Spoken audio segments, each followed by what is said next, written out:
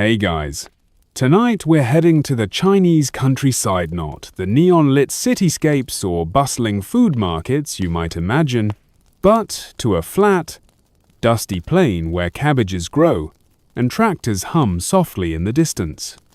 You're walking along a bumpy rural road, the kind that crunches under your sandals and leaves that perfect trail of reddish dirt along the cuffs of your pants. The wind here smells faintly of wheat, fertilizer, and if you squint hard enough, something older, earthy, unsettled, like the ground knows something it hasn't told you yet. Ahead of you is a hill, not a dramatic, photo-worthy mountain or a pyramid jutting skyward like some ancient selfie trap. No, this hill is boring, modest. Just a wide, lumpy bump rising from a field. There's no sign, no plaque. Just some fencing, a few guard shacks, and if you look closely, some tourists in wide-brimmed hats taking photos of what seems to be nothing. But here's the thing. That hill?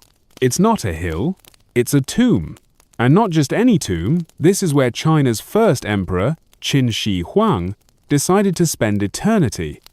Not floating in a heavenly palace, not glowing on a celestial dragon, nope, underground, in a sealed chamber, surrounded by a full-scale replica of his empire, including a literal army made of clay.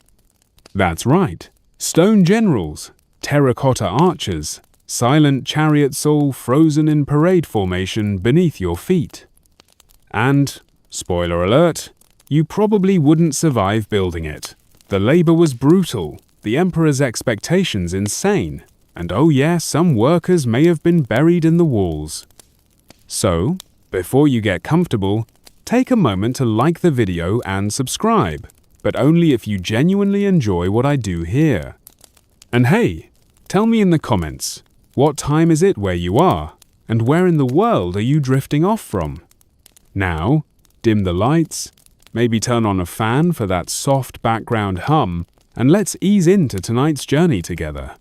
You head toward the mound, still unsure why it's fenced off, a local guide muttering through cracked teeth and dust-chapped lips nods once, and gestures. That, he says, is where the dead emperor listens. And that's the first eerie shiver that runs down your spine. Because somehow, despite the sun, the dryness, the ordinary farmland feel this place hums. Not audibly, not physically, but it resonates. Like a bell that was struck 2,000 years ago and is still vibrating. It wasn't always so quiet. Once, this whole plain would have been alive with workers, soldiers, officials, and cranes hoisting great slabs of quarried stone. The tomb took decades to build. Thousands of laborers, many of them convicts or conscripted peasants, toiled away under the brutal summer heat and freezing winters. Records say that construction began even before Qin Shi Huang fully conquered China. Because when you're planning your own afterlife kingdom, you don't wait for death, you prepare for it like an obsessive project manager with immortality issues. Historians still argue whether the tomb mound was always meant to look humble and forgotten, or whether centuries of erosion flattened what was once an elaborate mausoleum. Some ancient sources describe towers, spires, and guardian buildings above ground. Today, it's the quiet that dominates. Quiet and dust. Quirky tidbit. Archaeologists once thought the whole hill was just a natural bump. It wasn't until satellite imaging and ground-penetrating radar came into play that they realized something strange was hiding underneath. A rectangular pattern, a buried wall, and something metallic. Liquid, possibly toxic. You walk the perimeter now, trailing your fingers along a rusted fence. The guards don't stop you, but they don't smile either. There's a reverence to this place, one enforced not by laws, but by the weight of time and secrets. A posted sign half faded says plainly, the central tomb remains unopened. That's right. As advanced as modern archaeology is, we haven't opened the emperor's main chamber. Not out of laziness, but because, well, let's just say ancient booby traps are not a joke. You sit on a bench nearby, watching the breeze stir the thin, dry grass that grows stubbornly across the top of the hill. And you imagine just for a moment what it would have been like to work here during the Qin dynasty, to hear the clink of tools, the sharp bark of orders, the distant clang of iron on stone. And somewhere below, a cavern slowly growing deeper, darker, filled with strange things, meant to never see daylight again. And that's just the surface. Tomorrow morning, a group of school children will probably stand where you are. Their teacher will talk about the unification of China, the invention of standardized weights, or the Great Wall. And all of that's true. Qin Shi Huang did all that. But what they probably won't mention is this. Beneath their feet lies an army that never marched, commanded by a man who feared death more than any enemy, and who tried literally to rule the afterlife. You imagine the ground cracking open like a clay bowl as the farmer's shovel hits something strange. It's 1974. He's not thinking about emperors or archaeology, he's thinking about water. His village, just outside Xi'an, is parched. Wells have gone dry, the fields are cracked, so he digs. And he finds a head. Not a skull, not bone, a clay head. Life-sized, somehow still dignified, despite being stuck in a dry trench for over 2,000 years. The eyebrows are sculpted with care. The cheekbones, sharp. The hair tied back in a warrior's knot. You can picture him staring blankly out of the ground while the farmer blinks back in confusion. The farmer, being a farmer, does what farmers do. He tells someone, and then someone tells someone else. And then, before you can say terracotta, a team of startled archaeologists arrive, shovels in hand, brows furrowed with scholarly excitement. They start digging, carefully, slowly, and what they uncover is not just one soldier. It's a foot, then a leg, then a torso, then a row, then a battalion, then a battlefield. Except it's not a battlefield. No one here ever fought. No one here ever bled. These warriors are silent, still, waiting. Mainstream fact that farmer's accidental find revealed the outermost edge of what would come to be known as the Terracotta Armyan entire life. Sized military force buried just east of the tomb of China's first emperor. Qin Shi Huang, thousands of soldiers, dozens of generals, chariots, horses, acrobats, civil servants, and even musicians, all carved from clay and arranged with the kind of precision you'd expect from a man who wanted to rule death the same way he ruled life. You're standing on a raised walkway now, suspended above the pit. Below you, rows and rows of clay warriors face east, as if guarding against something still coming. Their posture is precise. Their feet planted, their hands poised to once again hold long-lost weapons. Their faces? All different, every single one of them. Historians still argue whether these faces were modeled after real actual soldiers and officers from the Qin dynasty, whether they were imagined composites, designed to suggest the illusion of individuality. After all, it's easy to fake uniqueness when your subject can't argue. Quirky tidbit. Each statue originally wore bright, colorful paint, deep reds, vivid purples, ocean blues. They looked nothing like the monochrome army you see today. But the pigments, so carefully applied by hand, began to oxidize the moment the statues were unearthed. Within minutes, sometimes seconds, the colors faded. What you see now is just a whisper of what once dazzled. And speaking of whispering, there's something almost intimate about this army. You're surrounded, but not threatened. Watched, but not judged. These soldiers don't move, but they don't sleep either. There's a kind of hum in the air, the quiet presence of unfinished business.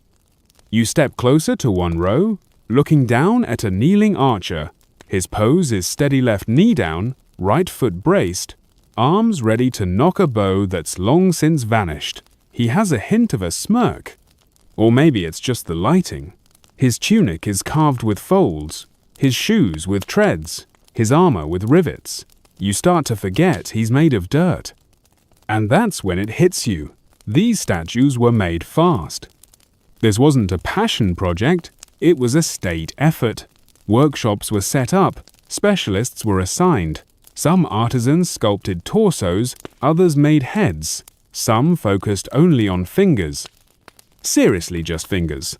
The parts were molded, fired in kilns, then assembled like ancient Lego. One historian compared it to a Ford assembly line, except with more bows and fewer steering wheels. And just when you think it can't get stranger, a worker in the pit motions you over. You peer down at a newly restored figure. His face is familiar.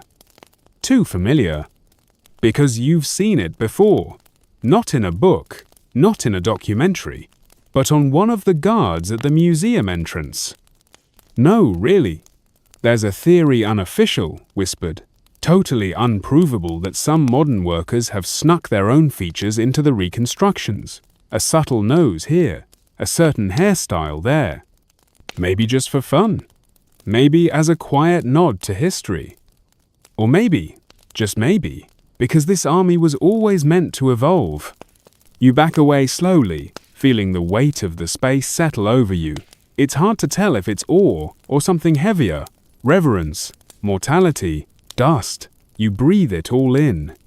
Because somewhere beneath your feet, beyond the rows of statues, past the outer pits, deeper into the earth waits the emperor himself. And we haven't even opened his tomb yet. You've seen his army. Now it's time to meet the man who built it. You're standing beneath a cloudy Shaanxi sky now, the wind catching dry leaves and spinning them in little sand devils along the stone path. The emperor's mound is still visible behind you, a lumpy, quiet silhouette, but now your thoughts shift to the man it was built for, Qin Shi Huang. His name might not roll off the tongue like Cleopatra or Caesar, but trust me, he makes them look like mildly ambitious interns. Qin Shi Huang wasn't just China's first emperor, he was the first emperor. As in, he invented the title. Before him, China was a collection of warring, states-bickering kingdoms tossing spears and snark at each other for centuries. But in the 3rd century BCE, Qin Shi Huang, then just Prince Zheng of Qin, decided enough was enough.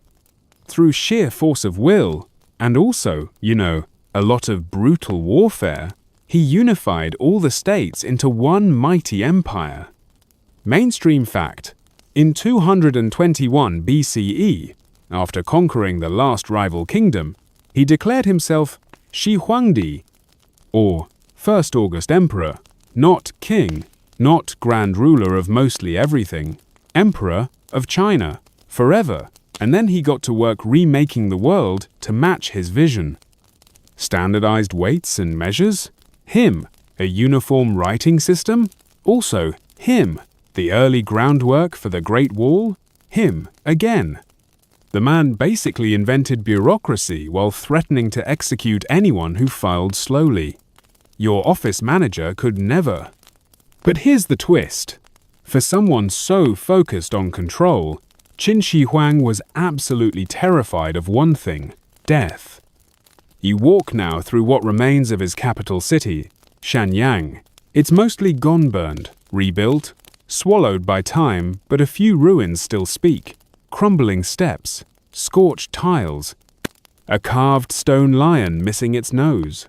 The city once teemed with functionaries, generals, concubines, philosophers, and astrologers, all orbiting the emperor like cautious moons. And there, at the center of it all, a man obsessed with permanence. Historians still argue whether his obsession with immortality was born from trauma. He became king at 13, his mother got caught in a scandal, his enemies were many. Or if it was just classic megalomania.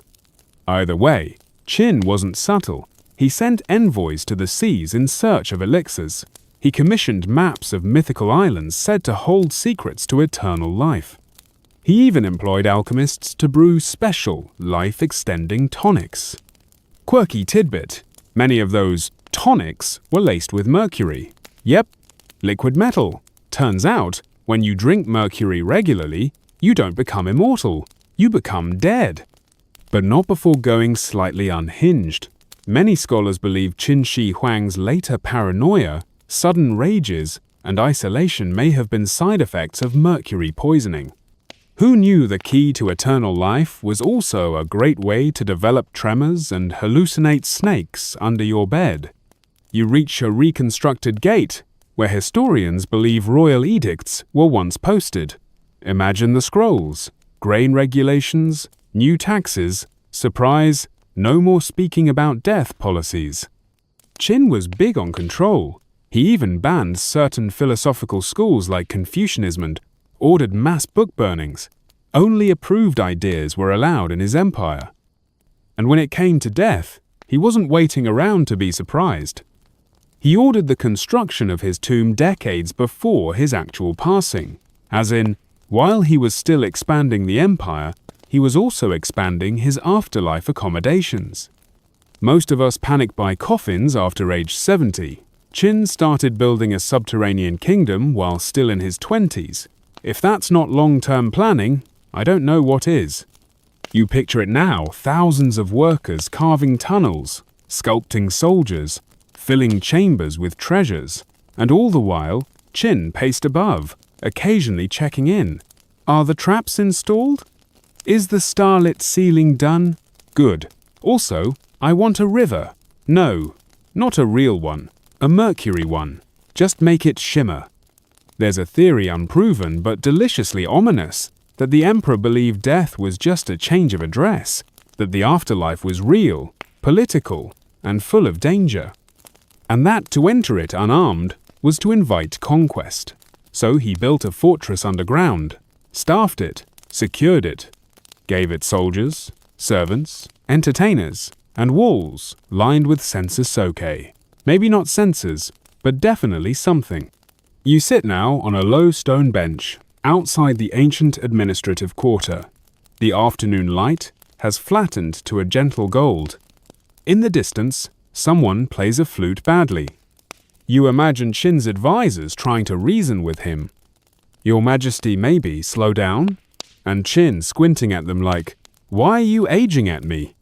Because that's the irony.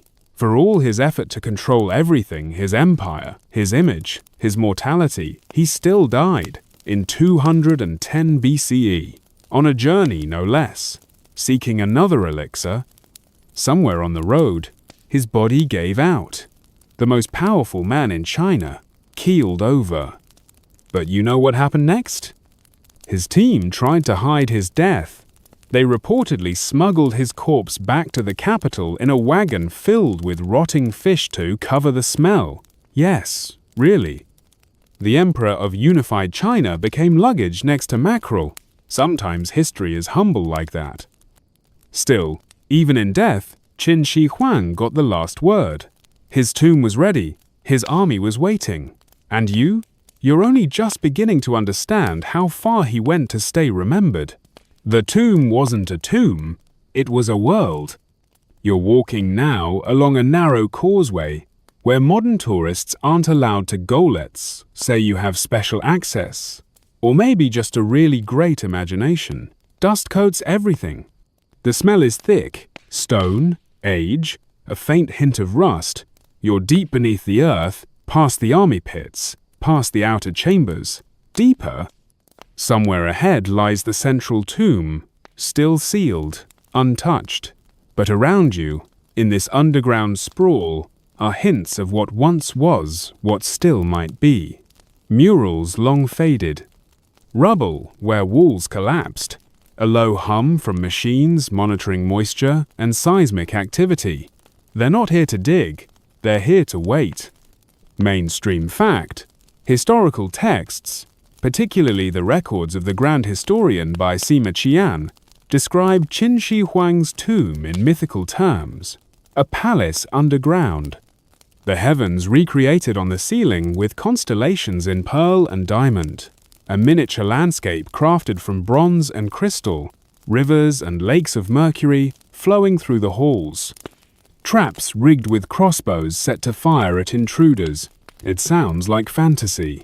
And yet, Every test so far supports the presence of mercury in the soil. You reach a stone landing and stare into the dark. Your flashlight beam flickers across uneven bricks. You picture it as it might have been, a wide ceremonial hall, floor polished to a glassy sheen, roof glittering with stars made from crushed gemstone. In the center, a throne, a sarcophagus, or perhaps just a chair. Qin didn't want a coffin, he wanted a command center. Historians still argue whether the central tomb was ever meant to be opened. Some suggest the whole thing was a deterrent stories of traps and mercury to scare off looters. Others believe the traps are real. One modern team proposed using robot probes to explore the chamber. The government said no, too risky, too sacred, too complicated. And so, it remains sealed. You pass a row of half-finished corridors. Some lead nowhere, others collapse into rubble. It's believed that dozens of secret tunnels branch out from the core chamber. Some may be fake, meant to confuse robbers. Some may be real, holding yet more soldiers, officials, or family members entombed in eerie proximity. Others may contain, well, no one knows. That's the point. Quirky tidbit. One rumor from early 20th century explorers claimed that workers near the site found a strange compass that spun erratically when placed over certain stones. Another claimed a local dog refused to walk past a certain corner of the mound. Did it sense mercury, or was it just being dramatic? Hard to say. Dogs are famously non-compliant archaeologists.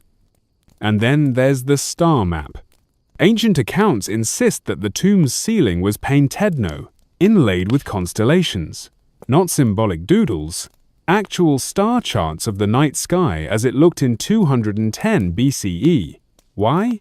So that Qin could look up and see heaven while ruling below, a king of the underworld, surveilling the skies, commanding both soil and starlight. You sit now on a slab of carved stone, the air oddly still. Somewhere nearby, machines click softly, monitoring gases and shifts. You wonder what it would take to open that tomb.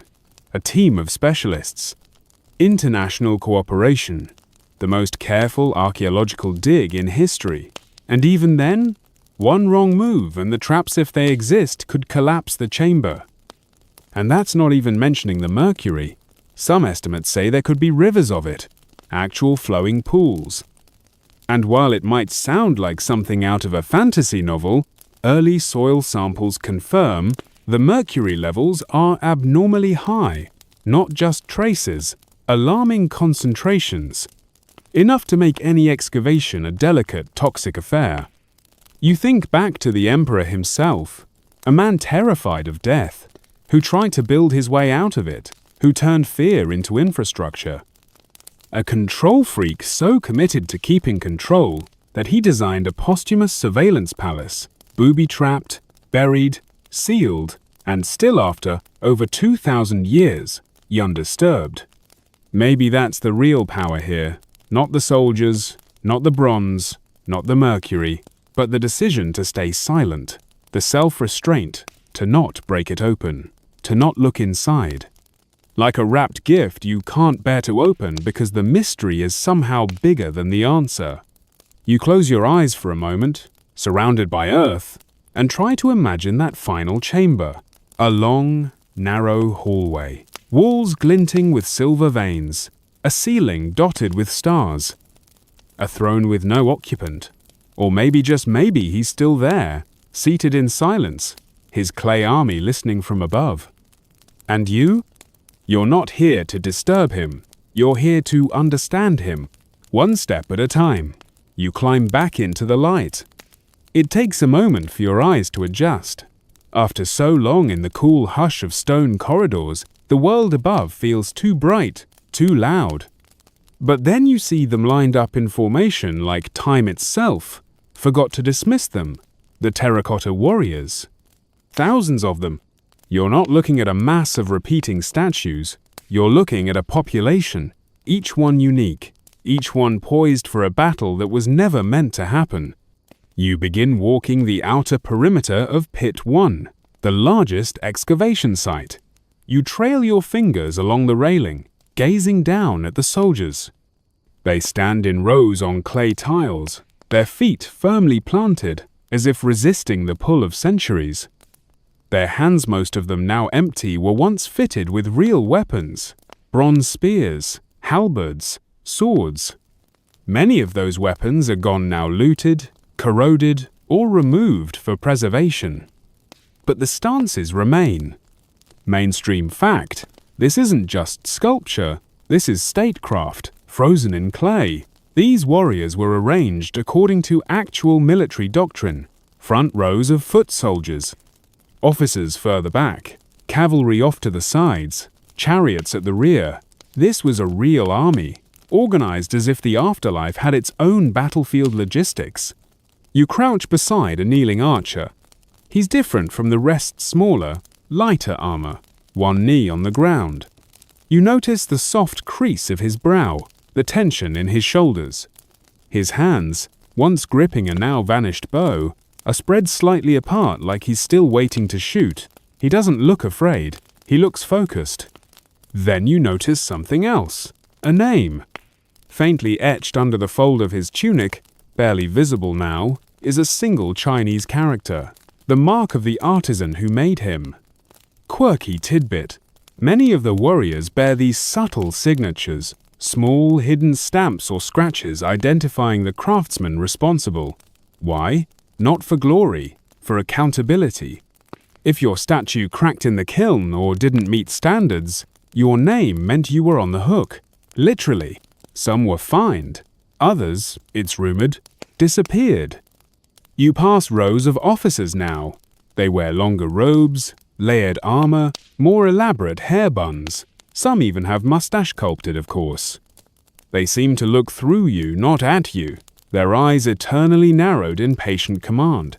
There's a sense of presence to them, not haunting exactly, but not empty either.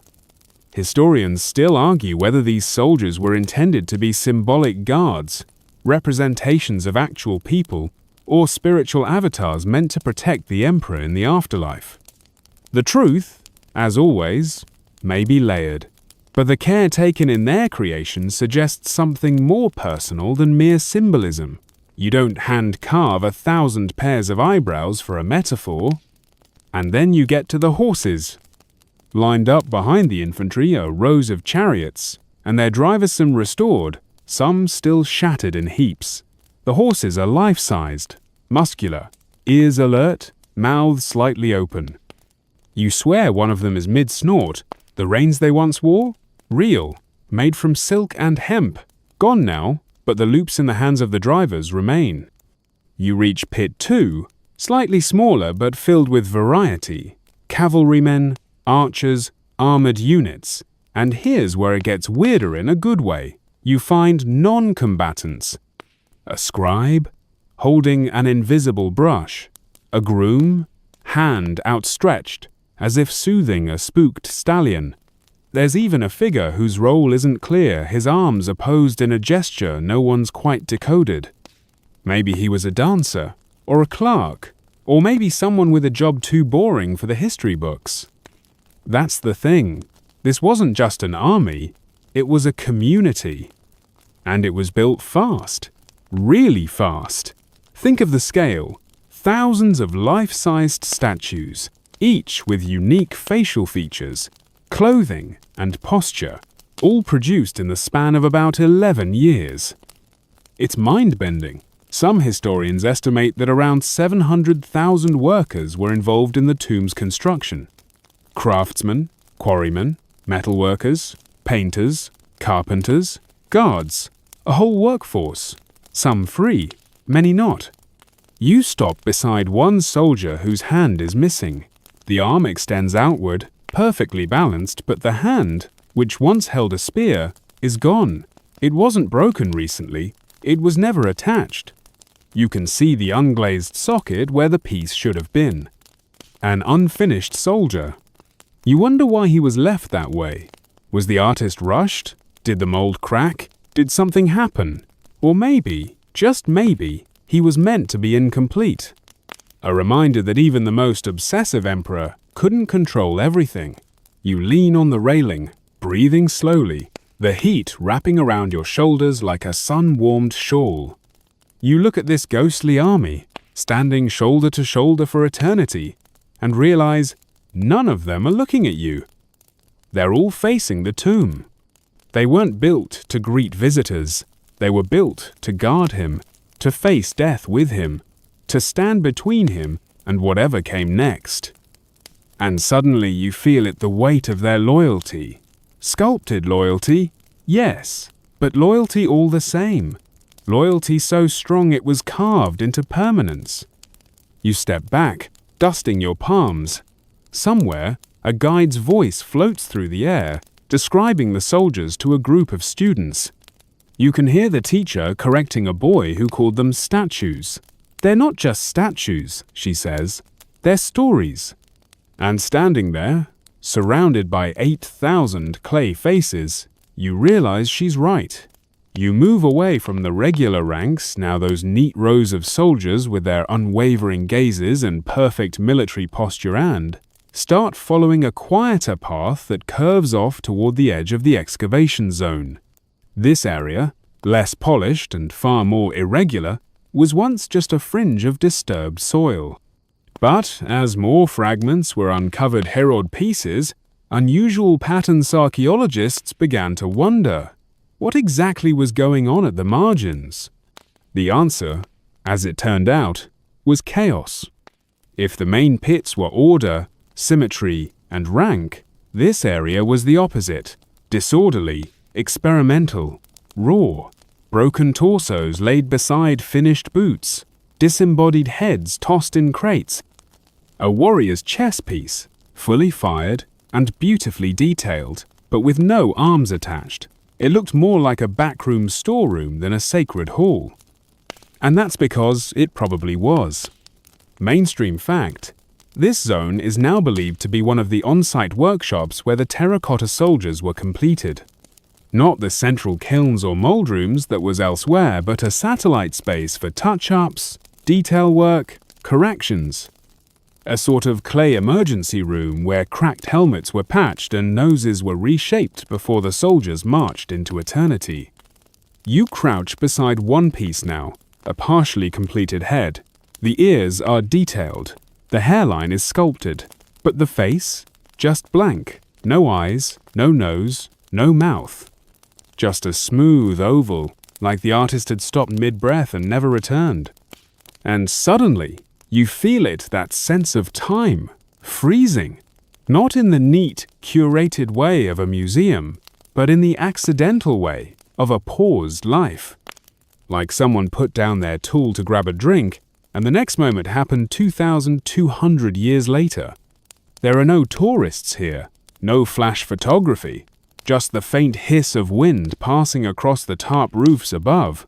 And in this corner of ancient effort, you start to sense the human behind the imperial vision. Historians still argue whether Qin Shi Huang's obsession with control extended into the finest details of these workshops. Some believe he signed off on every stage: the kilns, the sculptors, even the artisans assigned to ears versus eyes. Others say he set the plan in motion and let his foreman handle the logistics. But one thing is clear: even the most powerful emperor in history didn't sculpt 8,000 clay warriors with his own hands. Somebody else did. And those somebodies, they left fingerprints. Literally.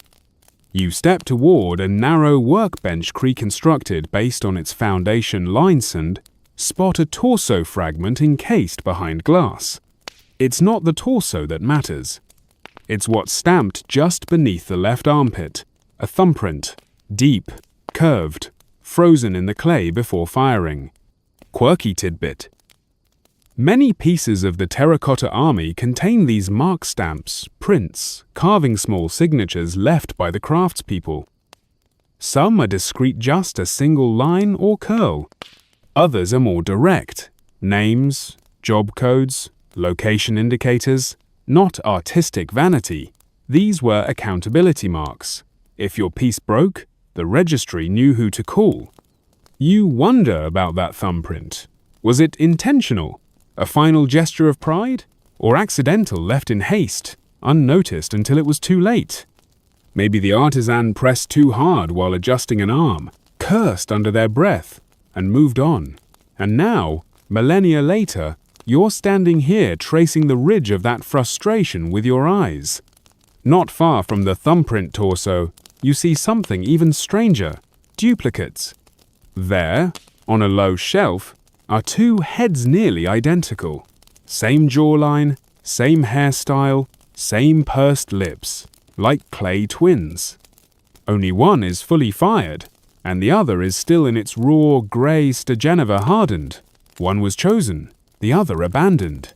Why make two? Possibly a backup, possibly an error, or perhaps the Emperor's vision was so meticulous that options were always required. Choose the one with the better cheekbones. Trash the rest. You step further into the clutter, toward a wall where slumped bodies line up like fallen dominoes. These are the almost warriors. Finished enough to look human, but still off. Shoulders too narrow, arms too short, eyes that seem to drift in opposite directions. You stop at one in particular. His face is kind, genuinely kind. His eyes slightly upturned, his lips relaxed in what might almost be a smile. He doesn't look ready for war. He looks like someone you'd meet in the market. Someone who might offer you dried plums for free because you reminded him of his nephew. You wonder if the sculptor meant to do that. If this soldier was made with someone in mind. A friend, a brother, or maybe himself. After all, what better immortality than building yourself into the empire? And here's where it gets complicated.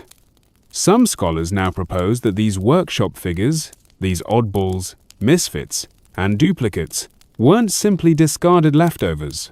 They might have been deliberate, test runs, teaching models, or something stranger, spiritual decoys. Figures not meant to be seen by the emperor, by the public, but placed nearby to absorb bad luck. Protective dummies, meant to fail in place of the real army.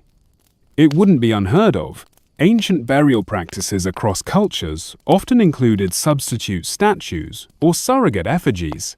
Maybe Qin, with all his architects and diviners, wasn't just building a tomb. He was building insurance policies. In clay, you sit now on a stack of broken bricks and breathe in the air thick with the smell of dust, old plaster, and time. You picture the workshop in full motion. Apprentices carrying limbs, masters arguing over eyelid angles, someone tripping over a footmold and swearing under their breath. The emperor likely never saw this place, but this is where his vision truly lived. Not in the grand plan, but in the tiny decisions left ear higher than right, hands molded to hold what no longer exists. And slowly, this chaotic edge begins to feel more real than the orderly army. Because perfection is impressive. But imperfection? That's where people live. You brush clay from your pants and rise again, ready to keep walking. The army waits. But now you've seen the secret side of it. The workshop behind the wall. You follow a sloped path leading away from the broken figures of the side workshop and into a narrower, more enclosed corridor of the excavation's site own that isn't often mentioned in brochures or museum pamphlets. It feels quieter here, less staged, less like a world built to impress, and more like one meant to be kept hidden. The air thickens, not with humidity, but with silence. And just ahead, past the tarp and the scaffolding, you see them. 2 rows of statues, not soldiers, not servants, but something else entirely. Their bodies are rigid, their postures strange. One figure holds a drum, another appears to be frozen mid-bow, arms curved around an instrument that no longer exists. These are the musicians. Mainstream fact: among the thousands of terracotta figures buried near Qin Shi Huang's tomb, archaeologists have unearthed not only warriors, but entertainers, drummers, lute players, dancers, and even strongmen in exaggerated poses. These weren't mistakes or afterthoughts. They were performers, members of the imperial court chosen, or perhaps condemned, to follow the emperor into the afterlife. You move slowly along the uneven path, stopping before a half-preserved figure whose fingers are arranged in a delicate arc as if pressing the strings of a guqin that's long since rotted away. His head tilts slightly, lips gently parted. He doesn't look like he's about to play. He looks like he already is, like the music never stopped, just fell below the range of human hearing. And that's when you feel it, that tingle again. Not fear, but something like proximity. You're not in a tomb, you're in a performance. The space here is arranged like a courtyard, low platforms for dancers, high ledges for singers, a central strip where jugglers or acrobats might have twisted and flipped to the rhythm of bronze bells and beating hides. You imagine the flickering torches, the ceremonial incense, the emperor reclining behind a gauze curtain, nodding once in appreciation, or snapping his fingers when displeased. And these performers living, breathing, sweating, pouring their skill into each moment. Knowing this wasn't just a show, this was a test. Quirky tidbit. Some archaeologists believe the performers selected for tomb duty were chosen from among the best court artists not simply as tribute, but to serve Qin in death, as they had in life.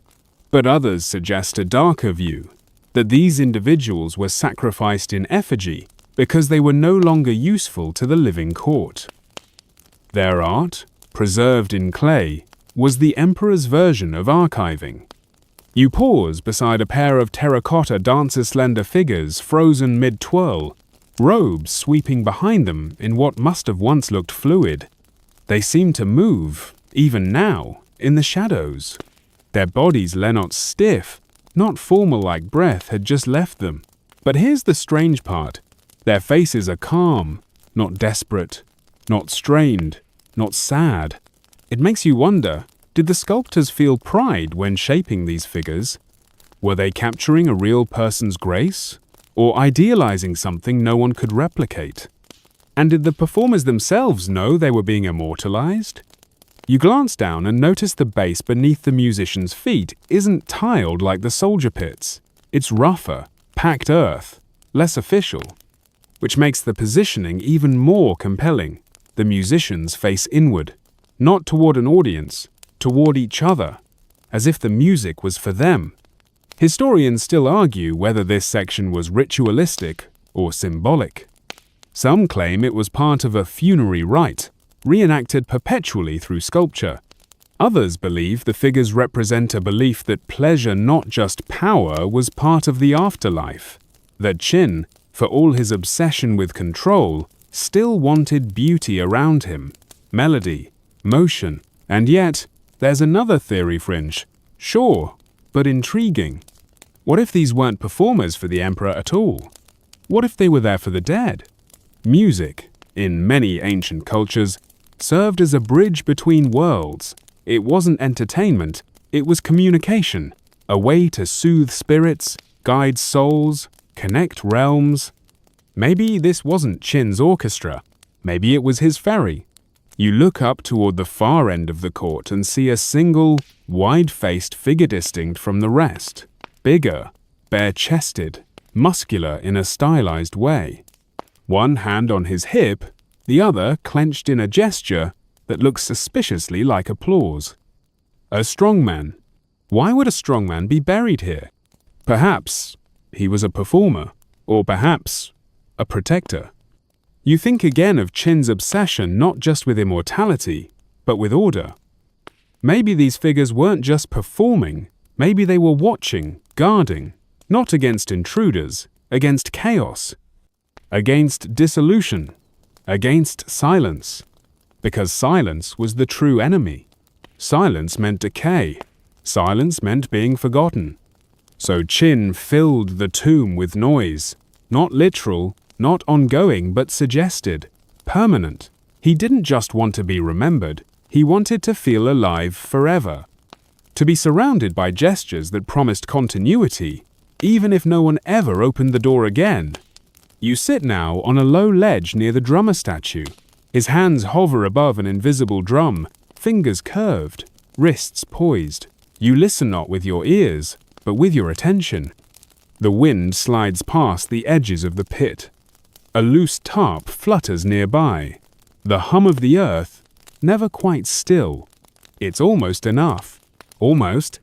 You wonder if, during the long carving hours, any of the artists hummed to themselves. If they gave these statues names. If they whispered jokes to each other under the watchful eyes of overseers. You wonder if the rhythm of that carving the chop, the scrape, the press, became a kind of music of its own. And you wonder if Qin ever heard it. The emperor, the one who feared death enough to choreograph an afterlife. Did he ever come down to this court during its construction? Did he watch a live performance and gesture, "I want that one in clay"? Or did he leave it to others, trusting that whatever came after breath would be just as choreographed as what came before? You rise now, legs stiff, and begin walking back toward the main excavation paths. The court of musicians fades behind you, but their postures linger, their poise, their almost motion. And as you leave, it strikes you again. The emperor built soldiers to protect his eternity, but he built musicians to fill it. You return to the main path, your mind still ringing with imagined music, but now your footsteps echo differently, not with rhythm but with questions. You've seen the warriors, the artisans, the entertainers. You've walked among foot soldiers and dancers, weapons and instruments. But now something else begins to tug at your attention, something harder to name. You pass another pit, this one cordoned off by a rope and a weather-warped sign. Under analysis, do not enter. Inside, half-excavated figures emerge from the clay-like memories mid-formed. Legs buried up to the knee, shoulders leaning out of the wall. One torso lies at an angle, as if reaching for something just outside time. But here's what catches your eye. They're not soldiers, not servants, not even musicians. They're officials. Mainstream fact. Deep within the complex, archaeologists have discovered life-size statues of civil administrators. Some are robed in ceremonial dress, hands clasped in front of their waists. Others stand tall, backs straight, faces composed. Unlike the army, these figures do not prepare for battle. They prepare for paperwork. Yes, paperwork. In Qin Shi Huang's vision of the afterlife, it seems even bureaucracy followed him into eternity. You step toward the edge of the pit and study their expressions. They are calm, slightly bored, if you're honest, like they've been waiting too long for the next decree. One man's brows are knitted with concern, maybe about tax quotas. Another seems frozen mid-sigh, as if someone handed him yet another scroll marked urgent. It's easy to joke, but the symbolism here is clear. Qin wasn't just replicating his empire's might, he was replicating its machinery, its structure, its inner scaffolding. Because even gods, apparently, need administrators. You shift slightly, looking for a better angle, and spot something fascinating. At the feet of one official, etched into the base, are tiny, almost illegible characters notes, perhaps, or names. Maybe a sculptor's shorthand, maybe an in-joke. Quirky tidbit.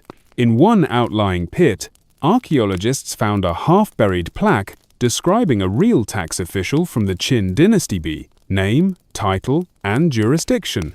It wasn't a grand record. It was, essentially, a bronze receipt. And the placement of that plaque? Tucked beside the figure of a scribe. It's almost as if the scribe's last task, 2 millennia ago, was to file it. You wander further into this section, where smaller statues flank the larger one's assistants, perhaps. Some appear younger. One holds a scroll. Another clasps a writing brush. Their poses are gentler than the warriors, their feet close together, their shoulders less rigid. You don't get the sense they're poised for attack. They're poised for accuracy. And that's when you realize This tomb wasn't just built to preserve power, it was built to preserve order. Historians still argue whether these bureaucratic figures reflect real court members or idealized archetypes. Were they modeled after living officials, or meant to represent entire departments, justice, agriculture, ceremonial affairs? One theory proposes that these figures were mapped to actual government structure, meaning Qin intended his afterlife empire to function, not just look impressive. You sit near a low wall covered in notched markings, possibly from rope lifts used during construction. You imagine the workers sweating under the weight of these statues, straining to set them just right. And you wonder, did anyone pause to ask why? Why place a tax officer near the entrance of a spirit realm? Why embed layers of protocol into a tomb? And the answer, somehow, is obvious. Because Qin Shi Huang saw the world as structure. Everything had a place, a purpose, a hierarchy, even death. So, of course, he brought his scribes, his registrars, his red-tape navigators. Eternity wasn't meant to be free-flowing. It was meant to be managed. And here's the eerie part. You begin to think it might still be working. Because, look around. Over 2,000 years later, this place is still measured, still managed. Researchers apply for permits. Drones scan the soil. Conservators log each fragment. Qin's vision of control didn't end when the tomb was sealed. It became infrastructure. The system outlived the emperor. You brush a bit of gravel off your seat and walk slowly past the figures, feeling something unfamiliar recognition, not admiration, not fear. Just the quiet kinship of knowing what it's like to live inside a system that keeps spinning whether you want it to or not. 1,000 years from now, would someone carve a figure like you? Brows furrowed, laptop open, coffee in hand, a clay bureaucrat of the 21st century? You laugh softly at the thought, and then you find something strange. A figure on its side, face turned toward the wall. The details are less refined, the ears slightly crooked, the hands misshapen, and at first, you assume it's a broken soldier. But it isn't. It's a petition officer. Scribes in ancient China were often the bridge between people and power. They read letters, composed arguments, conveyed wishes to the throne. In this context, the officer may have been there to receive messages from the dead, a middleman for ghostly requests, a supernatural secretary. And this idea cracks something open, because now you understand. The soldiers were protection, the musicians, comfort, the artisans, expression. But the officials? They were connection between the living and the dead, between the old world and whatever came next. You sit for a moment longer, gazing into the half-dug pit. These weren't lifeless statues. They were the gears of a machine meant to keep running. Qin didn't believe in letting go. He believed in continuity. Even now, with weeds curling at the corners of the complex and time grinding on without pause, it still feels like someone's in charge, like someone's keeping records, logging whispers, filing prayers. You look up at the sky again. The clouds are thinner now, streaked with copper light. The day has aged. And so has your understanding. The afterlife wasn't a kingdom to be ruled. It was a system to be maintained. And Qin Shi Huang? He planned to micromanage it forever. You leave the shadowy ranks of civil officials behind, still feeling the weight of their stillness, their paperless permanence. But you're not Dononot yet. There's one more corridor you haven't walked. One more piece of this impossible puzzle to uncover. You follow a footpath that arcs west of the central pits, toward a series of lower chambers partially exposed by cautious excavation. This area was ignored for a long time. There were no dramatic sculptures here, no towering soldiers, no statuesque horses, just odd stone-lined trenches and strange outlines etched into the earth. But the further researchers dug, the more they realized this wasn't empty space. This was infrastructure. You pause beside a broad, sunken rectanglino statues, no pillars, just slabs arranged in grid-like fashion, almost like streets or storage yards. And the smell here is different too. Earthy, metallic, faint but sharp. You breathe in slowly. That's when it hits you. Mercury. Mainstream fact. Sima Qian, the ancient Chinese historian, claimed that the central tomb of Qin Shi Huang contained rivers of mercury, designed to represent the great waterways of the empire. Modern soil analysis around the unopened burial mound confirms these elevated mercury concentrations far beyond natural levels. The poison may still flow, even now, deep beneath the emperor's sealed chamber. But here's what you didn't know. Mercury wasn't the only buried substance. Archaeologists discovered faint traces of charred wood, carbon residue, and long-sunken pipes, suggesting that this wasn't just a decorative feature, it was a functional network. A ventilation system. You crouch beside one of the remnants, a pipe, now collapsed into mineral-coated fragments. But the layout is unmistakable. These channels were designed to move air, possibly to reduce moisture, possibly to slow decay, possibly to keep something inside alive, or at least preserved. And now, the picture grows stranger. You remember the star map ceiling in the main chamber, the mercury rivers below, and the rumors of booby-trapped doors and crossbow-triggered walls. You think about the emperor's desire for immortality, and suddenly, this doesn't look like a tomb anymore. It looks like a machine. Quirky tidbit. One fringe theory rarely published but whispered among some scholars suggests that Qin Shi Huang didn't want to be remembered as dead. He wanted to be reanimated. Not literally, perhaps, but in some sustained state of physical preservation. The mercury wasn't just symbolic. It was part of an early embalming experimentan imperial attempt at chemical stasis. You walk now along the perimeter of this trench system, and more pieces emerge. Bronze drainage gates, remnants of bamboo scaffolding, pits filled with lime, rich clay, all ingredients in a massive underground climate control effort. But climate for what? You reach a sealed passageway marked Access Restricted, Structural Risk. You can't go further, but just beyond the fence, you see a collapsed corridor where walls once gleamed with black lacquer. In that same corridor, researchers found remnants of something eerie. Bronze mannequins. Not soldiers, not servants, just forms.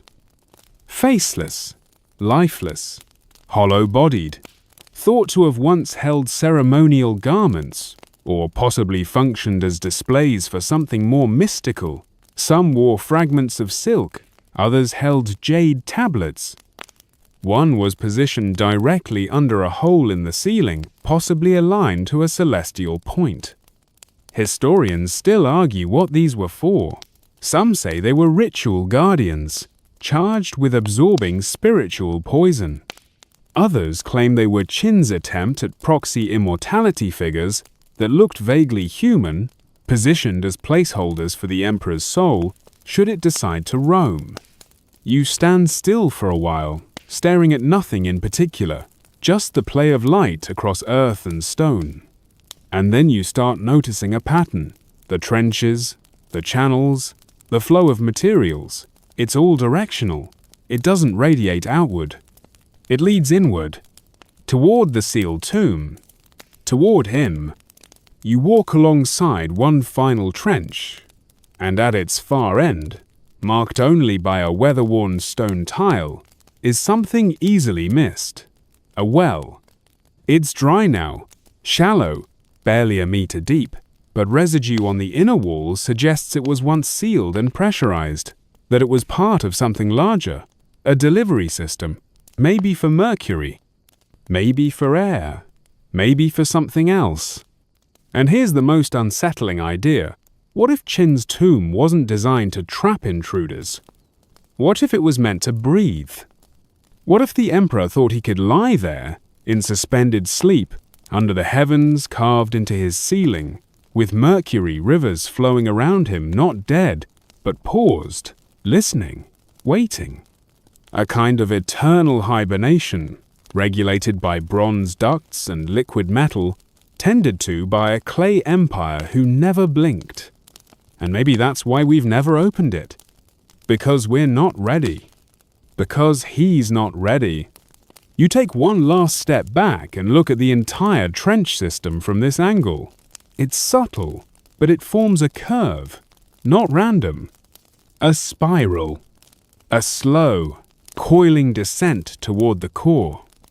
Like breath drawn inward, like a heartbeat, slowed to one beat every century.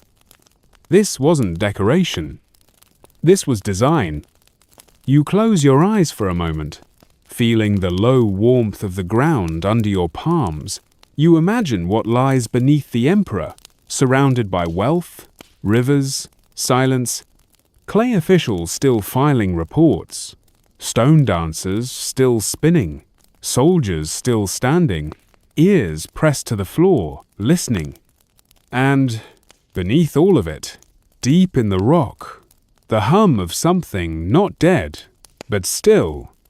You stand now, brushing earth from your hands. You've seen the warriors, the artisans, the musicians, the bureaucrats.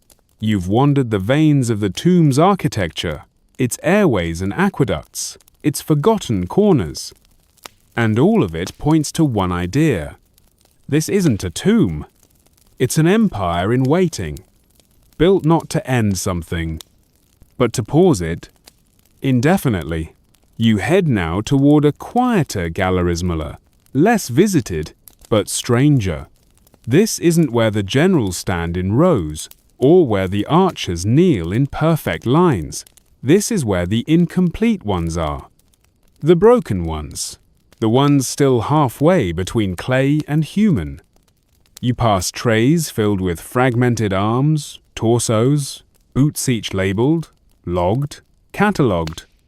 Workers hunch over like patient surgeons, brushing dust from cheekbones or reattaching fingers with surgical glue. And in one corner, something that stops you, a warrior's head, upside down, its expression placid despite being decapitated for centuries. You're not in a battlefield anymore. You're in a workshop. And if the army is impressive, then this the making of itis, downright surreal. Mainstream fact, the terracotta army wasn't sculpted one figure at a time by a lone artist chiseling away like Michelangelo. It was a system, a mass production machine, powered by the labor force of a newly unified empire. Thousands of specialists worked in tandem across huge state-run workshops. Think bronze casters, ceramicists, mold carvers, kiln masters. Think bureaucracy, applied to sculpture. Every statue you've seen was made using modular parts legs, torsos, arms, hands, heads. These were created using preformed molds, then assembled like divine action figures. But after that, the details were added by hand. Facial expressions, hair patterns, armor fastenings, shoe soles, which means one half of each soldier was factory, the other half, art. You're standing now in front of a layout board. It shows dozens of face molds, lined up in neat rose-like passport photos from a forgotten civilization. Some round-faced, others angular, some serene, others stern. And then, handwritten in the margin, for officer class only. Even in clay, there was a class system. You move past a shelf labeled hand standard grip and another labeled left ears, wide. It's oddly intimate. Like rifling through someone's old family photo albums, except all the relatives are disassembled and made of clay and possibly cursed. Quirky tidbit. The craftsmen responsible for these pieces were also buried with their work, not always ceremonially. not always voluntarily. Some scholars believe that once the tomb complex neared completion, certain artisan teams were sealed inside either to protect the tomb's secrets or because, frankly, Qin Shi Huang didn't believe in loose ends. Historians still argue whether these accounts are exaggerated. Maybe it was just a few select workers. Maybe it never happened at all. Or maybe it happened often but quietly. After all, records from that era were curated very carefully, mostly by people who wanted to keep their heads. You turn to a map on the Wallen overhead plan of the entire tomb complex. It's massive, not just the soldiers. There are areas marked for musicians, acrobats, even civil servants. Imagine being so powerful in life that you demand paperwork in the afterlife. Somewhere down there is a sculpted official forever filling out ghostly forms by torchlight. Please initial in triplicate, Emperor. You find a display showing an unfinished statuette soldier frozen in mid-assembly. His body stands firm, but his face is only half-formed. No eyes, no nose, just the outline of a jaw. Like the artist stepped away for tea and never came back. The effect is eerie. He looks halfway to being. But here's the real curveball. The materials. Not all statues were made from the same clay. Analysis shows a mixum local, some transported from distant regions. Why? Was it symbolic, practical, or just whatever clay was closest to hand? One scholar jokes that Qin probably had regional quotas. 500 soldiers from the Yellow River Clay District. Make them stoic. You walk now toward the firing pits. These weren't ordinary ovens. They were massive kilns, big enough to roast a koa, several soldiers. You try to imagine the process. Sculpt, dry, fire, cool, paint, and then carefully lower each piece into the burial pits with ropes and ramps. One misstep, one crack in the drying process, and months of work shatters like a dropped teacup. There's even evidence that some soldiers were practice rejects, found in peripheral pits, broken on purpose, faces smashed in. Were these artistic failures, political flubs? Or were they just test runs practice lives before the final product? You sit down near a wide display of dismembered legsome with sandals, others barefooted. You notice the variety, the small flourishes, a loop of string here, a nail pattern there. Someone cared about this. A lot. Maybe too much. And that's what sticks with you. The care. For an emperor famous for cruelty, for burning books and burying scholars, his vision of the afterlife required 1,000 tiny acts of devotion. Not just fear, not just control, but craft. Someone carved each of these hands. Someone chose the way each braid fell over each shoulder. Someone sculpted a horse's nostril flare and said, "Yes, that's right." And then it all got buried. You rise again, your shoes coated in dust, and look back at the workshop. It's easy to admire the army, but this, the assembly, the labor, the risk is the real marvel. The tomb wasn't just about defending Qin Shi Huang from death. It was about building something too large to erase. You walk away from the rows of hands and half-sculpted heads, and the air shifts slightly thicker now. The sun outside is dipping lower, but you're heading in, not out.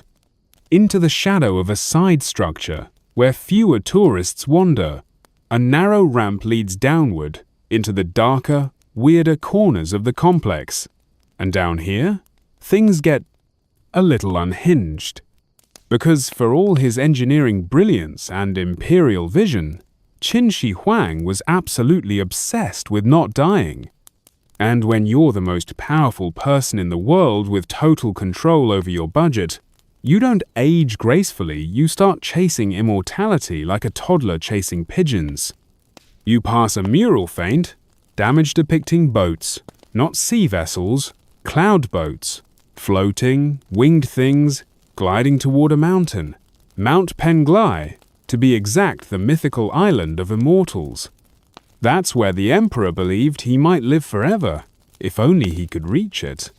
Mainstream fact: Qin Shi Huang sent multiple expeditions to sea in search of this island. He even dispatched a man named Shu Fu, a court magician who promised he could find the herbs of everlasting life. Shu took a fleet, some soldiers, and several hundred boys and girls. He never came back, though, according to some legends, he landed in Japan and became a king. So, semi-success? And while Shu was off possibly founding a civilization, the emperor turned to more local solutions, like mercury. Lots of mercury. You descend into a corridor sealed with thick plastic sheets and filtered air. Modern conservation in action. A sign nearby warns, elevated mercury levels detected in soil. You read that again, and it sinks in. The stories weren't just stories. The soil itself is toxic. Why? Because the tomb was designed to include flowing rivers of mercury, artificial waterways winding between miniature mountains and bronze bridges symbolizing the emperor's dominion over the world. And maybe also, he thought mercury would help preserve his spirit, or body, or just impress the gods. Quirky tidbit: Qin's court alchemists regularly concocted immortality pills made with mercury sulfide. He took them daily. Side effects? Tremors, hallucinations, emotional instability. You're not saying he went mad at the end, but let's just say the man who once standardized Chinese currency also once tried to shoot a sea monster with a crossbow from a boat. Because he thought it was guarding the secret to eternal life. Historians still argue whether his death in 210 BCE was natural, accelerated by poison, or a result of sheer physiological collapse after a lifetime of drinking shiny metal. And here's where it gets darker. After his death, his burial had to be immediate but secret, because he was far from home, and his court was worried about instability. So they filled his travel cart with fish to cover the stench of his decaying body, and wheeled him back across the empire like a very inconvenient luggage item. Again, emperor, fish cart, history is weird. You pause in a dimly lit display hall now, reading accounts from ancient sources. One passage reads, "Palaces and scenic towers for 100 officials were constructed, and rare artifacts and wonderful treasures were brought to be buried. Artisans were ordered to make crossbows and arrows primed to shoot at intruders." That wasn't metaphor. It was architectural paranoia. In his final years, Qin ordered construction on his tomb to accelerate. He feared rebellion, assassination, invasion from either the living or the dead. So the tomb became a bunker, a maze. Possibly booby-trapped, possibly cursed, definitely over-engineered. And if the mercury rivers didn't kill intruders, the design might. It's been suggested that the tomb's layout includes false chambers, collapsing floors, toxic air pockets, and maybe, just maybe, traps that still lie in wait. Whether they ever worked her still dies a question no one seems eager to answer, with boots on the ground. You turn a corner and find something haunting, a recreation of the tomb's rumored ceiling. It's low here, domed, painted deep black with flecks of inlaid crystal, a mock-up of the constellations. Not real stars, but symbolically placed. As if even underground, the emperor needed to look up and feel cosmic. You sit beneath this artificial sky for a moment and try to imagine Qin Shi Huang's final days. Was he afraid? Did he feel triumphant? Did he believe the medicine would work? Or was he already preparing himself not just for death, but for rule in a new shadowed world? Because that's the heart of it. He didn't build a tomb. He built a second empire. One he thought he'd govern forever. Not just through legacy, but in person. And if that meant swallowing mercury and sealing thousands of workers underground, so be it. The emperor's afterlife had to match his life. Absolute, controlled, and above all, eternal. You rise now, brushing phantom dust from your knees, and make your way toward the final sealed corridor. Beyond it, the chamber remains unopened, buried in poison and legend. And you realize something strange. You leave the mercury halls behind and follow a side path, less polished, less visited. The ground here crunches underfoot not the smooth tourist tiling from earlier galleries, but raw earth, untamed, the way it might have been centuries ago, before spotlights and glass cases.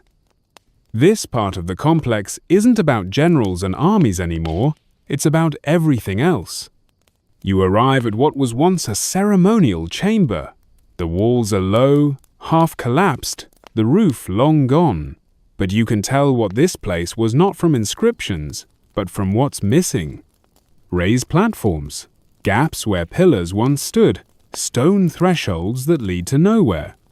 And there, tucked into a corner barely taller than your waist, you see them. Musicians, dancers, servants, not in paintings in clay. Mainstream fact: the terracotta army was never meant to stand alone.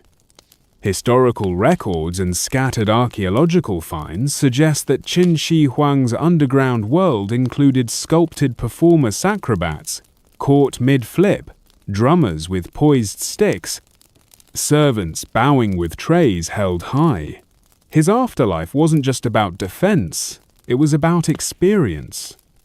You step toward a cluster of these lesser-known figures. They're smaller than the soldiers, slimmer. Some wear flowing robes that cascade over delicate feet. One figure appears to be mid-spin, his head tilted, arms raised in an eternal dance. Another holds a lute, fingers frozen in a strum no one will ever hear. It's strange this part of the tomb feels more human, less military. These aren't men of war, they're people of motion, grace, domesticity. And then, beyond them, you find something else. A grave marker, blank, just a plain slab of stone, with no name, no title, no script, but nearby, scattered fragments bone, clay, burned wood, and suddenly you remember the old stories. Quirky tidbit. Ancient accounts claim that after Qin Shi Huang was laid to rest, a number of his concubines and workers were buried with him alive or not. It's unclear. Some say they volunteered. Others say less so. The emperor, after all, didn't like gaps in the system, even in death. Historians still argue whether these reports are exaggerated, propaganda, or rare incidents. Some scholars point to ritual burial practices from earlier dynasties as precedent. Others insist that by the Qin era, such practices were fading. But the absence of inscriptions, the strange arrangement of some smaller chambers, the burn marks in outlying pits all adds up to something that doesn't sit right. You crouch near a low wall carved with faded symbols. It looks like a shrine, a place for offerings, not to the emperor, but to someone else, a musician, a dancer, a ghost servant, remembered by the very hands that shaped her. The soldiers get all the headlines, but here, in these forgotten corners, you see the lives that filled the emperor's days, and apparently his eternity, the ones who played music while he dined, who poured his wine, who kept the palace running. You walk deeper into the broken spaces. A narrow hallway opens up into a sunken room filled with carved animal steigers, deer, dogs, pigs, livestock for the afterlife. Their bodies rounded, their ears pricked, some playful, others serene. One pig looks distinctly confused. And next to them, farmers, shepherds, grooms. Not stylized, not idealized, just people. It hits you.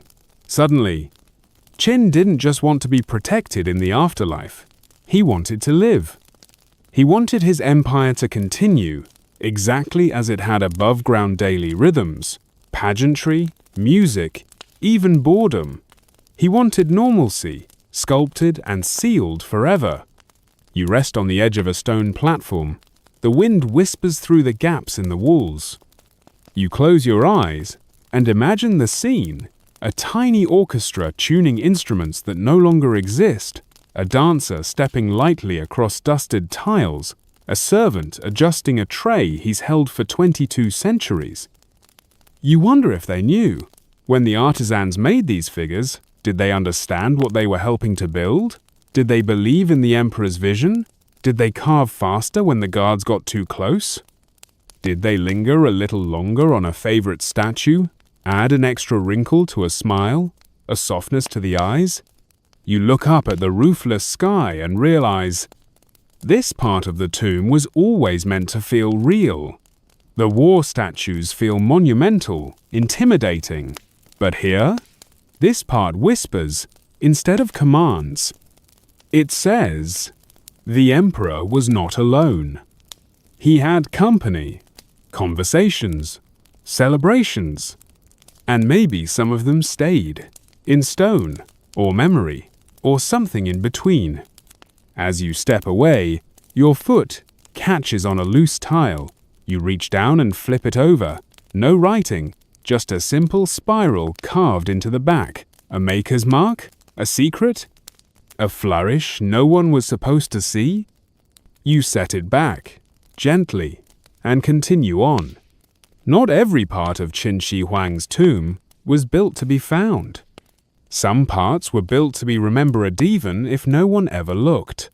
You're back above ground now, the breeze tugging at your sleeves as the sky begins to bruise into dusk. The light is softer, quieter, but your attention is pulled back again to that massive, grassy mound in the distance. The central tomb.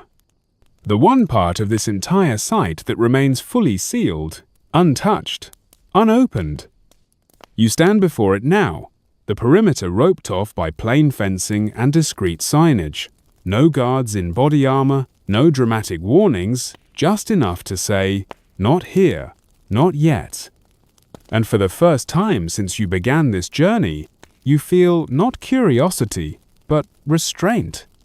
Because what lies beneath that hill, no one knows for sure. Mainstream fact: archaeologists have explored every part of the mausoleum's surroundings, dozens of pits, trenches, satellite tombs, but the central burial chamber remains sealed, not because we can't open it, but because we choose not to, out of caution, out of respect, out of something that doesn't quite have a name. You lean on the fence, looking out over the mound. From here, it looks like any other hill, just a swell of earth, green in spring, golden now in the fading light.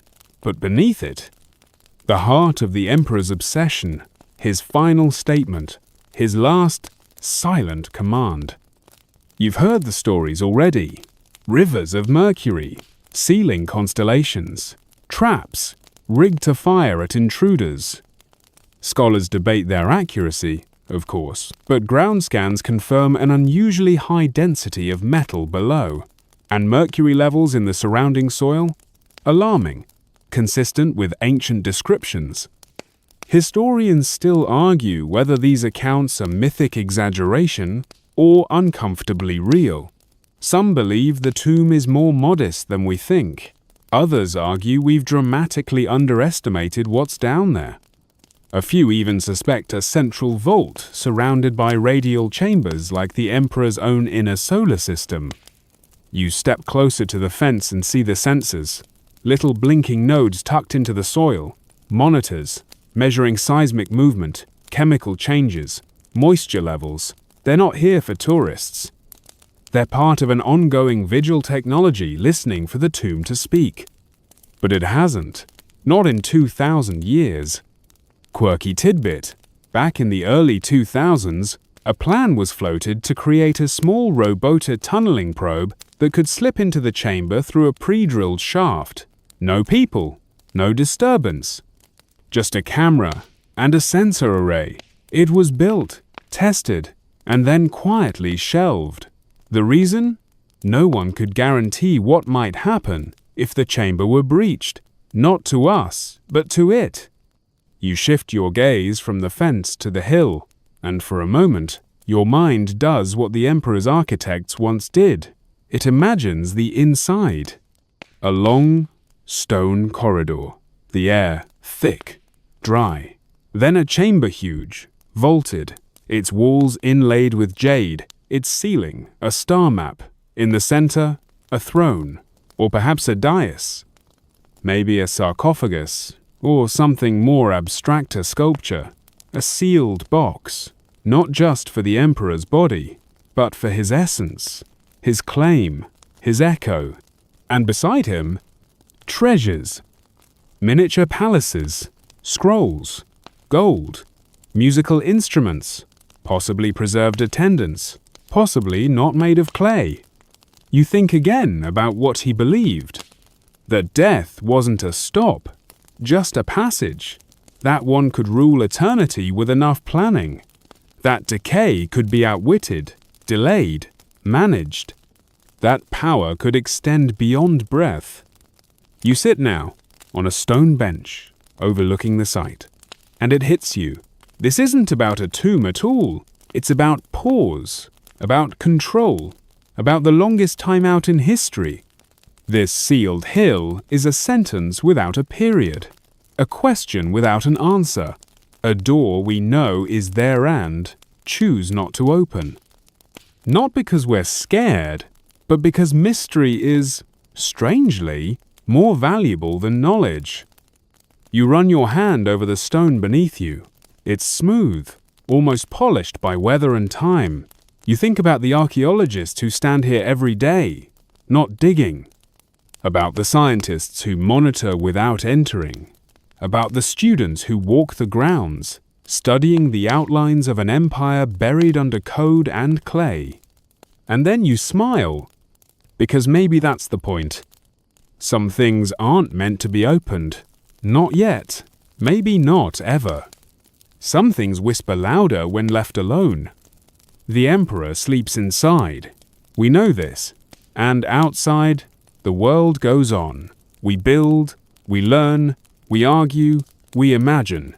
But the tomb, it holds steady, a constant. A message we can see but not read. And in a world addicted to instant answers, that kind of silence is almost divine. You take one last look at the mound. And you listen. You walk the grounds one last time.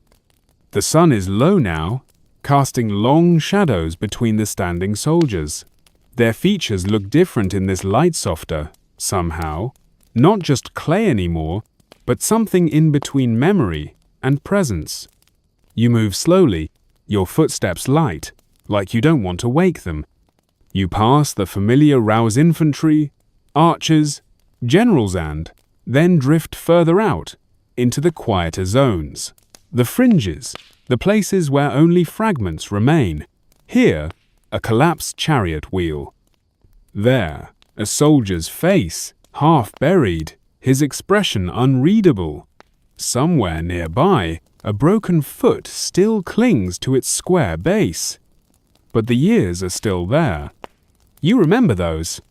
Mainstream fact, even among the foot soldiers, some figures have tiny ears sculpted onto their soles, deliberately carved, tucked beneath the heel. Historians can't quite agree why. Some say it was symbolic, that the dead emperor could still hear through his army. Others suggest they were offerings, markers of reverence, quiet carvings in quiet places. You crouch and touch one. The stone is warm, not alive, but definitely not dead. Like the emperor's reach lingers in the ground itself. The silence here isn't heavy. It's dense, like a library after closing. Still, but aware. Everything feels intentional, even the broken things. You sit now at the edge of a cracked platform, near where the acrobats once danced, and think about the scale of it all. Not just the army, not just the tomb, but the effort, the audacity. Qin Shi Huang wasn't trying to be remembered, he was trying to persist. This wasn't legacy, this was insurance. Every soldier, every chariot, every dancer carved not to honor the past, but to simulate the future. A second life built beneath the ground, just in case. Historians still argue whether this kind of hubris was common among ancient rulers or if Qin was uniquely obsessed. Some say his behavior was extreme, even by emperor standards. Others claim he simply went further than anyone else had the resources to go. After all, you can't sculpt an empire under the earth unless you already control the one above it. Quirky tidbit, Qin Shi Huang never knew how famous he'd become. His dynasty lasted only 15 years after his death. His tomb, once guarded fiercely, was eventually forgotten, overgrown, unmarked, quietly buried by time. It wasn't rediscovered until farmers dug a well 2 millennia later. You stand again, dust brushing off your legs. The wind has picked up, tugging at the flags overhead. Somewhere nearby, a group of schoolchildren chatter, their teacher pointing toward the army and explaining something in gentle tones. But you don't listen to her words. You listen to the air. It hums here, not loudly, just enough to make you pause. You remember the Mercury rivers, the ghost dances, the sealed vault, the mountain expeditions for immortality, the emperor's final journey in a cart packed with fish. And you wonder, was it worth it? All that effort, all that terror, all that grandeur. And then you realize, that's the wrong question. The point was never whether it worked. The point was that he tried, that he dared to imagine an empire so vast it could continue after death, that he sculpted the echo of himself in clay and shadow, that he handed future generations a puzzle too sacred to solve. You walk the last stretch of the path, your shoes scuffing dry earth. The tomb mound rises again in your view, framed by trees and fading light. And though nothing has changed, it looks different now. Less like a secret, more like a sentence. The emperor is still inside, but so are his questions. And the only answer we seem willing to give for no was silence. You find a quiet place to sit, away from the crowds, away from the statues. Just earth beneath you, breeze on your skin, and the low golden light of the end of day. The air feels slower now. Each breath you take seems to move just a little more deeply into your chest, and out again, softer, steadier. The terracotta soldiers stand behind you, thousands of them, their postures relaxed into time, their faces unworried. They've been waiting for centuries, after all. They're not in any rush. You close your eyes. The emperor doesn't speak, but his presence is everywhere, in the coolness of the stone, in the faint trace of incense in the soil, in the stillness that hums just beneath sound. And somewhere in the distance, as your breath slows and your shoulders drop, you begin to understand. Not all monuments are built to be seen. Some are built just to be felt, just like this one. So if your eyes are heavy now, that's okay. Let them close. Let the clay army keep watch a while. Let the tomb hold its secrets. And let the earth carry your thoughts, gently, into sleep. Good night.